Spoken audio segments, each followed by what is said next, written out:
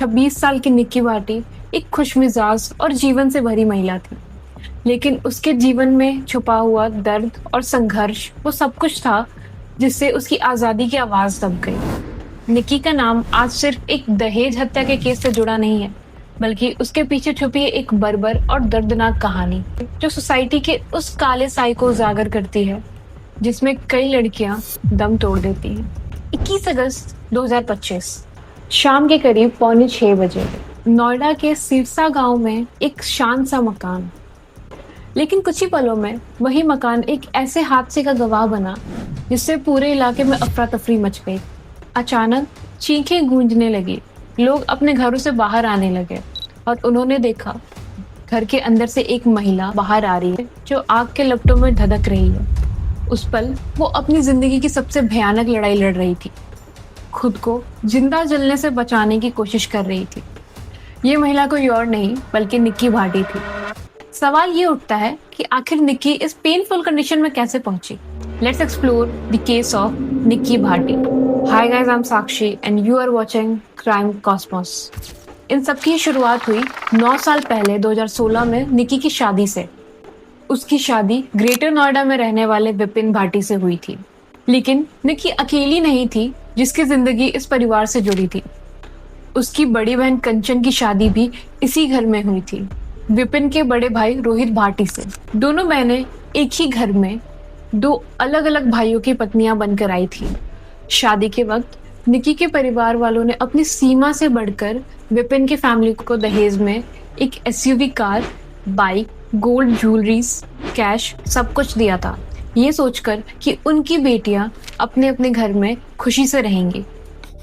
दोनों ही बहनों की शादी का खर्चा लड़की वालों ने ही उठाया था। एक तरफ शुरुआत में सब कुछ ठीक ठाक चल रहा था, पर धीरे धीरे दोनों की ही जिंदगी में अंधेरे घुलने लगे और यहाँ से शुरू हुई एक ऐसी लड़ाई जो निक्की के जीवन को नर्क बना गई। शादी के बाद भी पैसों और एक्सपेंसिव चीजों की डिमांड कभी खत्म नहीं हुई। निक्की के इन-लॉज अक्सर उससे कैश, गोल्ड और एक्सपेंसिव चीजों की डिमांड करते थे। इस पिक्चर में निक्की एक मर्सिडीज कार चला रही है जो उसके पिता की है। उसके इन-लॉज ने भी मर्सिडीज देने की मांग रखती, पर समय के साथ साथ ये डिमांड्स बढ़ते बढ़ते 36 लाख तक पहुंच गई। पर जब निक्की के परिवार वालों ने उनकी मांग पूरी करने से मना कर दिया, तब उन्होंने निक्की को टॉर्चर करना शुरू कर दिया। पर सिर्फ दहेज ही वो बात नहीं थी जो निक्की को जीने से रोक रही थी। निक्की और कंचन दोनों बहनें ही बहुत एम्बिशियस थी, जो अपने पैरों पर खड़ी होना चाहती थी। शादी के बाद उन्होंने अपने ससुराल में झेल रहे हरासमेंट के बावजूद अपनी जिंदगी में खुद के लिए रास्ते बनाने की ठानी। लगभग 3 साल पहले उन्होंने सिरसा गांव में ही घर पर एक ब्यूटी पार्लर खोल लिया जिसका नाम था मेकओवर बाय कंचन, जिसकी फंडिंग पूरी तरह से निक्की और कंचन के पिता ने की थी। इंस्टाग्राम और यूट्यूब के जरिए वो ब्यूटी टिप्स पर रील्स बनाने लगे, जिससे उन्हें ना केवल लोकल बल्कि डिजिटल दुनिया में भी पहचान मिलने लगी। उनके फॉलोअर्स दिनों दिन बढ़ने लगे और ये उनके हार्डवर्क का ही नतीजा था कि उनके पार्लर से महीने भर में अबाउट लाख्स की इनकम आने लगी। निक्की और कंचन को लगा कि अब वो फाइनली आजाद हैं, पर ये आजादी ज्यादा समय तक नहीं टिकी। निक्की के पति विपिन को ये सब कुछ बिल्कुल अच्छा नहीं लगा। उसे न तो अपनी वाइफ का ब्यूटी पार्लर खोलना पसंद था और न ही सोशल मीडिया पे बढ़ती फेम। यही बात धीरे धीरे दोनों के बीच में कड़वाहट का कारण बनी। निक्की और कंचन के लिए ये पार्लर सिर्फ एक सोर्स ऑफ इनकम नहीं था, बल्कि ये उनकी फाइनेंशियल इंडिपेंडेंस की एक लड़ाई थी, जिससे वो अपने सपनों और अस्तित्व को साबित करना चाहती थी। पर आए दिन होने वाले झगड़े उन्हें अंदर ही अंदर बहुत तकलीफ देता था। सिर्फ उनके पति ही नहीं बल्कि सारे इन-लॉज उनके खिलाफ थे। पुलिस और गांव के पंचायत में झगड़े इतने बढ़ जाते थे कि कभी कभी वो दोनों अपने बच्चों को लेकर मायके चले जाते थे, पर सोसाइटी के दबाव में उन्हें वापस लौटना पड़ता। और एक कैसी सोसाइटी है हमारी जो एक लड़की को अपने ही माँ बाप के घर में इज्जत के साथ रहने नहीं देती। आखिर क्यों उसे बार बार उस घर भेज दिया जाता है जहाँ उसकी जिंदगी उस पर बोझ बन चुकी हो। उस लड़की की असली खुशी, उसका सुकून, उसके सपने, क्या इन सब की कोई कीमत नहीं है? 2025 में एक लड़ाई इस हद तक बढ़ी कि पंचायत में दोनों परिवार के बीच रिटन एग्रीमेंट हुआ था। जी हाँ, रिटन एग्रीमेंट, जिसमें कंचन और निकी को इस बात पर एग्री करवाया गया था कि वो अब आगे रील्स नहीं बनाएंगे और उसके बदले में विपिन ने ये प्रॉमिस किया कि अब वो उसके साथ बुरा व्यवहार नहीं करेगा। ये एग्रीमेंट इतना बायस्ड और इलॉजिकल था कि विपिन के सारे फैमिली मेंबर्स सोशल मीडिया पे एक्टिव हैं। बावजूद इसके रोक सिर्फ दोनों बहनों पर ही लगी, पर निकी के अपने ससुराल लौट जाने के बाद भी विपिन अक्सर उससे मारपीट करता था और एलिजिडली 21 अगस्त 2025 की शाम भी यही हुआ। निकी के इन-लॉज ने उससे मारपीट कर उस पर फ्लेमेबल सब्सटेंस डालकर उसे आग लगा दी। निकी आग के लपटों में झुलसते हुए सीढ़ियों से नीचे उतरने की कोशिश करती रही। इस पूरे दर्दनाक मंजर को कंचन ने अपने फोन में रिकॉर्ड कर लिया। According to the reports, Nikki का अपना 8 साल का बेटा भी इस बात का विटनेस था, जिसने पुलिस को बताया कि कैसे उसकी माँ के साथ पहले मारपीट की गई और फिर उस पर कुछ छिड़क कर उसे आग लगा दी गई। जब बच्चे से उसकी माँ के कातिल का नाम पूछा गया तो उसने अपने पिता का नाम लिया। निक्की को तुरंत ही हॉस्पिटल ले जाया गया। निक्की 70 से 80% तक जल चुकी थी और इतने सीरियस इंजरीज होने के कारण उसने हॉस्पिटल ले जाने के अगले दिन 22 अगस्त को ही दम तोड़ दिया। निक्की की इस ट्रेजिक डेथ के बाद पुलिस ने सभी अक्यूज्ड को अरेस्ट किया, जिसमें निक्की का पति विपिन और उसके ससुराल वाले शामिल थे। पर ये केस जितना सिंपल दिख रहा है उतना है नहीं।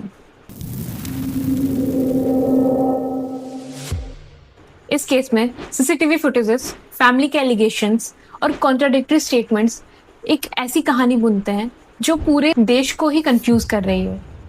सबसे पहले जब निक्की को हॉस्पिटल में एडमिट किया गया तब एक हॉस्पिटल मेमो तैयार किया गया, एक ऑफिशियल डॉक्यूमेंट जिसमें पेशेंट की हालत और चोट की डिटेल्स लिखी जाती है। इसी मेमो में मेंशन हुआ कि निक्की की ये हालत सिलेंडर ब्लास्ट की वजह से है। इस मेमो के बाहर आते ही इन्वेस्टिगेशन इस तरफ झुकी कि शायद निक्की की मौत एक गंभीर एक्सीडेंट थी। हॉस्पिटल स्टाफ से पूछने पर उन्होंने बताया कि ये बात विक्टिम यानी कि खुद निक्की ने उनसे कही है। मगर जब निक्की 70% तक जल चुकी थी और बोलने की हालत में ही नहीं थी, तब आखिर उसने कैसे बताया कि वो सिलेंडर ब्लास्ट से जली है। मोरओवर, अगर ये सच में एक एक्सीडेंट था तो सिर्फ निक्की ही क्यों झुलसी, घर के बाकी लोग और घर को कुछ क्यों नहीं हुआ? घर के अंदर कई ऐसे सबूत मिले जिसने इस थ्योरी को कमजोर कर दिया। दूसरा एंगल है साइड का। रिपोर्ट्स के मुताबिक कुछ विटनेसेस और कंचन के कॉन्ट्राडिक्टरी स्टेटमेंट्स इस तरफ इशारा करते हैं कि निक्की ने शायद खुद ही अपनी जिंदगी खत्म करने का फैसला लिया। लेकिन एक लड़की बिना वजह अपनी जान क्यों देगी? क्या इसके पीछे सालों का टॉर्चर और दहेज का प्रेशर था जिसने उसे इस हद तक ढकेल दिया? तीसरा और मोस्ट प्रोबेबल एंगल है मर्डर का। निक्की के परिवार वालों का साफ कहना है कि उनकी बेटी को विपिन और उसके परिवार वालों ने साजिश करके जिंदा जला दिया। पर इस थ्योरी को कॉन्ट्रडिक्ट करते हैं विपिन के घर के बाहर लगे सीसीटीवी के फुटेजेस, जिसमें विपिन घर के बाहर अपनी कार धोते नजर आया ठीक उसी वक्त जब निक्की को आग लगी थी, जिससे इंसिडेंट के समय और अक्यूज्ड के इन्वॉल्वमेंट पर कई सवाल उठे। हालांकि घटना के वक्त घर के बाकी मेंबर्स घर में मौजूद थे, जिन्हें प्राइम सस्पेक्ट माना जा रहा है। फिलहाल इन्वेस्टिगेशन जारी है और पुलिस ने सभी अक्यूज्ड को अपनी कस्टडी में ले लिया है। एट द एंड, इंडिया में दहेज को इस कदर नॉर्मलाइज कर दिया गया है कि अगर कोई शादी में दहेज ना लेने की बात करता है तो हम उसे एक आइडियल हस्बैंड मानते हैं, एक अच्छा इंसान मानते हैं। हाँ, बेशक वो अच्छा इंसान है, पर क्या ये बेयर मिनिमम नहीं है? ये कैसी मेंटलिटी है हमारी जो एक लड़की को उसकी ही जीवन जीने से रोकती है, जहाँ उसे बार बार दबाव में रखा जाता है, उसे चुप रहने को कहा जाता है, उसे अपने ही घर में पराया धन समझा जाता है और उसके डिजायर्स को कुचल दिया जाता है। ऐसी सोसाइटी में एक लड़की अपने सपनों और राइट्स के साथ नहीं बल्कि सिर्फ जिंदा रहने की कोशिश करती है। According to the National Crime Records Bureau, Bharat में हर रोज 19 से 20 लड़कियां दहेज की वजह से अपनी जान गंवाती हैं। निक्की भाटी की कहानी हमें बार बार ये याद दिलाती है कि हमें सोसाइटी से इस दहेज प्रथा को हटाने के लिए अभी कितना और काम करना बाकी है। इस केस ने हमें दिखा दिया कि कैसे डोमेस्टिक वायलेंस, फाइनेंशियल ग्रीड किस हद तक इंसानियत को खत्म कर देती है। Thank you for watching my video. If you are interested in true crime documentaries then please इस वीडियो को लाइक एंड शेयर करिए। Also subscribe to my channel Crime Cosmos. Bye guys.